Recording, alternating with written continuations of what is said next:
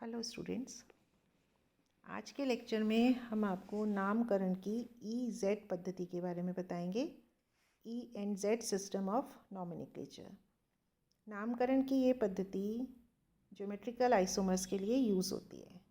Last lecture में मैंने आपको ज्योमेट्रिकल आइसोमर्स के बारे में बताया था, ज्योमेट्रिकल आइसोमेरिज्म की शर्तों के बारे में बताया था और हमने कुछ एग्जाम्पल्स लिए थे जहां आपको सिस और ट्रांस आइसोमर्स के बारे में बताया था। आज हम उनका नामकरण, उनका नॉमेनक्लेचर E और Z सिस्टम से करेंगे। ये नॉमेनक्लेचर की एक मॉडर्न मेथड है, मॉडर्न सिस्टम है। यहाँ E और Z नाम ट्रांस और सिस के अकॉर्डिंग है। जो हमने लास्ट लेक्चर में आपको ट्रांस और सिस बताया था, उसमें जो ट्रांस आइसोमर होते हैं वो E के जैसे हैं और जो सिस आइसोमर्स हैं वो Z के जैसे हैं। ये E और Z जर्मन शब्दों से लिए गए हैं, जर्मन लैंग्वेज से लिए गए हैं। Z का अर्थ है जुसामेन और जिसका हिंदी में अर्थ है साथ साथ, मतलब टुगेदर।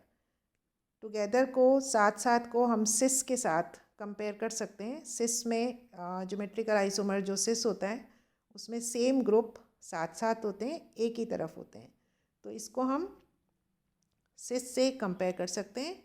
और E का जर्मन में अर्थ होता है एंटगेगन, हिंदी में इसका अर्थ है विपरीत, अलग। और इसको हम ट्रांस के साथ कंपेयर कर सकते हैं। ट्रांस में जो सेम ग्रुप्स थे वो एक दूसरे के अपोजिट डायरेक्शन में थे, विपरीत दिशा में थे, तो उसको हम E से कंपेयर कर सकते हैं।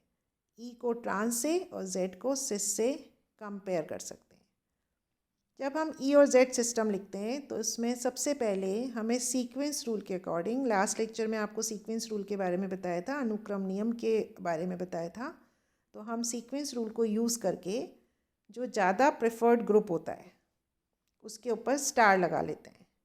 जब दोनों कार्बन्स के ज़्यादा प्रेफर्ड ग्रुप, हायर प्रेफरेंस वाले, अधिक प्रायिकता वाले ग्रुप्स एक ही तरफ हों तो हम उनको Z नाम देते हैं, और अगर हायर प्रेफरेंस वाले ग्रुप्स अपोजिट डायरेक्शन में हो तो हम उसको E नाम देते हैं।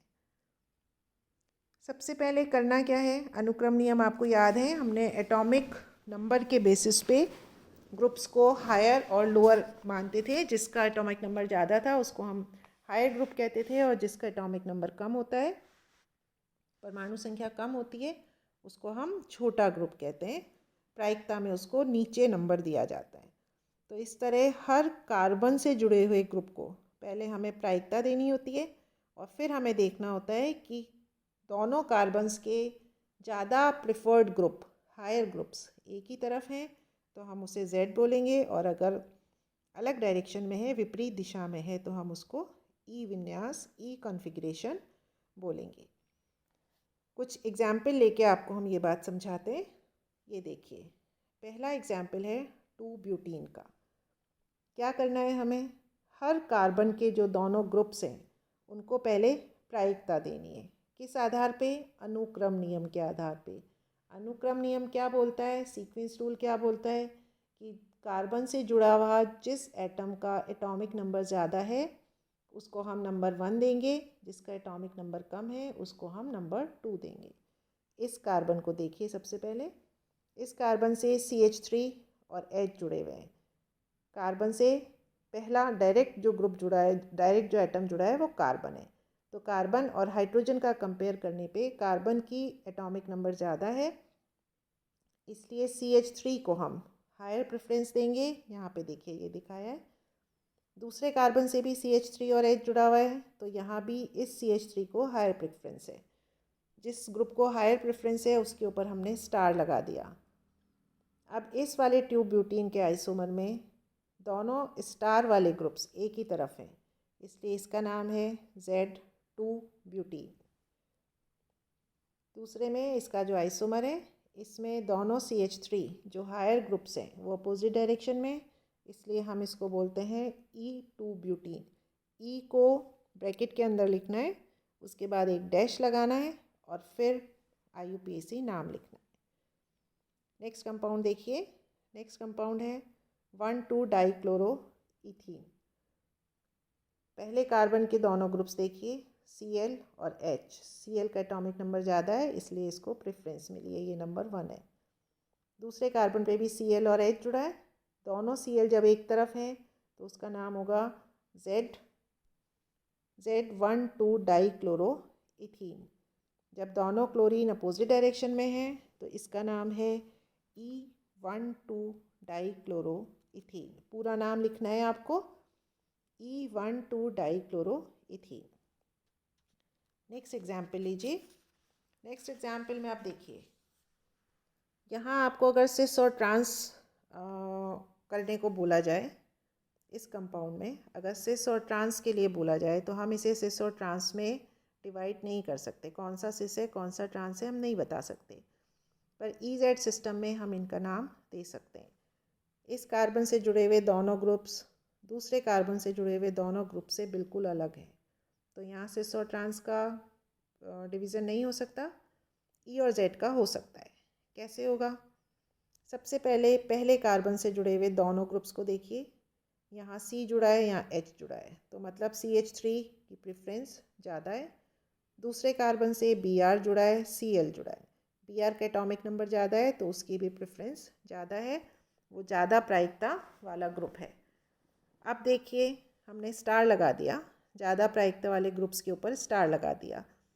दोनों ग्रुप्स एक ही तरफ हैं तो वो है Z आइसोमर, इसका नाम होगा Z1 ब्रोमो 1 क्लोरोप्रोपीन। जहाँ पे हायर प्रेफरेंस वाले ग्रुप अपोजिट डायरेक्शन में है वो E आइसोमर है, E1 ब्रोमो 1 क्लोरोप्रोपीन।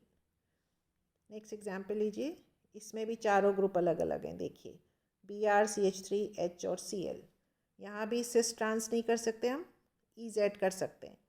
फर्स्ट स्टेप, हर कार्बन से जुड़े हुए दोनों ग्रुप्स का प्रायिकता ऑर्डर, प्रेफरेंस ऑर्डर हमको लिखना है। Br बड़ा है इस कार्बन से एटॉमिक नंबर के बेसिस पे, यहाँ Cl बड़ा है H से, तो दोनों बड़े ग्रुप जिन पे हमने स्टार लगाया है एक ही तरफ हैं, तो इसका नाम होगा Z2 ब्रोमो 1 क्लोरोप्रोपीन। और यहाँ अपोजिट डायरेक्शन में है इसलिए ये E आइसोमर है, E2 ब्रोमो 1 क्लोरोप्रोपीन। नेक्स्ट देखिए, यहाँ भी चारों अलग अलग हैं, वही हम प्रेफरेंस करेंगे। I बड़ा है CH3 से, Br बड़ा है Cl से, तो ये Z आइसोमर है और ये E आइसोमर है।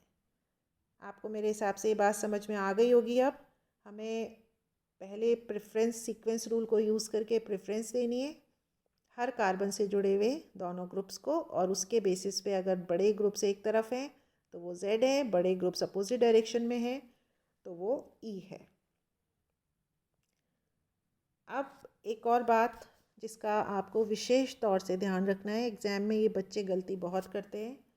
इस कंपाउंड का एग्जाम्पल लीजिए, यह है प्रोपीन, इस कंपाउंड का नाम है 1 क्लोरोप्रोपीन 1,2 डायॉल।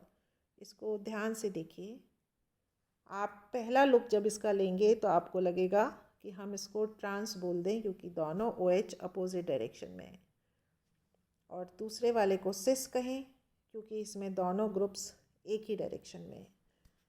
EZ सिस्टम कीजिए तो आपको बात अच्छे से समझ में आएगी।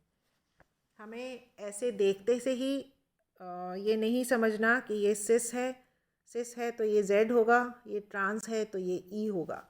जब आप EZ नॉमेनक्लेचर कर रहे हैं तो हमेशा आप सीक्वेंस रूल को यूज़ करेंगे। इस कार्बन को देखिए, ये जुड़ा है ऑक्सीजन से और इधर क्लोरीन से। ऑक्सीजन के कंपैरिजन में क्लोरीन का एटॉमिक नंबर ज़्यादा है तो क्लोरीन का प्रेफरेंस ज़्यादा होगा OH से। यहाँ पे ये कार्बन जुड़ा है O से और इधर C से, तो OH का प्रेफरेंस ज़्यादा है। यहाँ इस कार्बन का पहले कार्बन में OH छोटा ग्रुप है, दूसरे कार्बन में OH बड़ा ग्रुप है, तो जो बड़े ग्रुप हैं OH और Cl एक दूसरे के अपोजिट डायरेक्शन में हैं, इसलिए ये E आइसोमर होगा। आप OH को देख के इसको Z आइसोमर नहीं बोलेंगे। सीक्वेंस रूल को यूज़ करना बहुत ज़रूरी है। समझ रहे हैं, यहाँ OH सेम डायरेक्शन में है तो ये तब भी सिस नहीं है, सिस का मतलब जेड होता है। जब प्रेफरेंस रूल यूज़ करेंगे तो हमें पता चलेगा कि ये ई आइसोमर है। इसी तरह यहाँ पे OH अपोजिट डायरेक्शन में, पर जो बड़े ग्रुप्स हैं दोनों कार्बन के वो सेम डायरेक्शन में, इसलिए ये जेड आइसोमर है।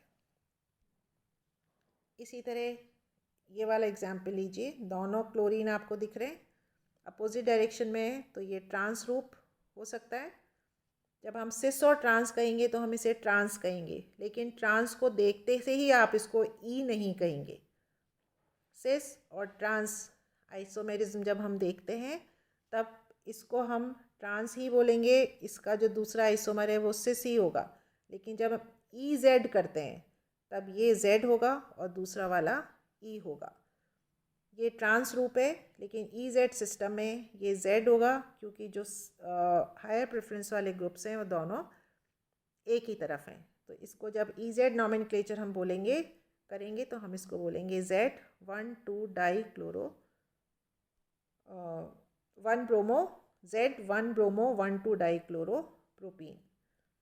और इसमें दोनों बड़े ग्रुप एक दूसरे के अपोजिट डायरेक्शन में है, इसलिए ये ई आइसोमर है और इसका पूरा नाम होगा E1 bromo 1,2 die chloro propene. इस तरह ई जेड नॉमेनक्लेचर का हमको करना है सीक्वेंस रूल्स को यूज़ करके। और जो बात ध्यान में रखनी है वो ये है कि हमेशा ज़रूरी नहीं है कि सिस और ट्रांस जो हैं वो जेड और ई ही हों। सिस और ट्रांस पूरी तरीके से सेम ग्रुप पहले से देखते से ही हमको अगर सेम ग्रुप एक तरफ नज़र आते हैं तो हम उसे सिस कहते हैं, और सेम ग्रुप अपोजिट डायरेक्शन में नज़र आते हैं तो हम उसको ट्रांस कहते हैं। पर ई जेड नॉमेनक्लेचर करते समय हमेशा हमें अनुक्रम नियम का पालन करना है, सीक्वेंस रूल का पालन करना है, और सीक्वेंस रूल को ओबे करते हुए बड़े ग्रुप्स की प्रायिकता को देखना है। जो बड़े ग्रुप्स हैं वो एक तरफ हैं तो जेड, और बड़े ग्रुप्स अगर अपोजिट डायरेक्शन में हैं तो उसको हम ई आइसोमर बोलेंगे। Thank you.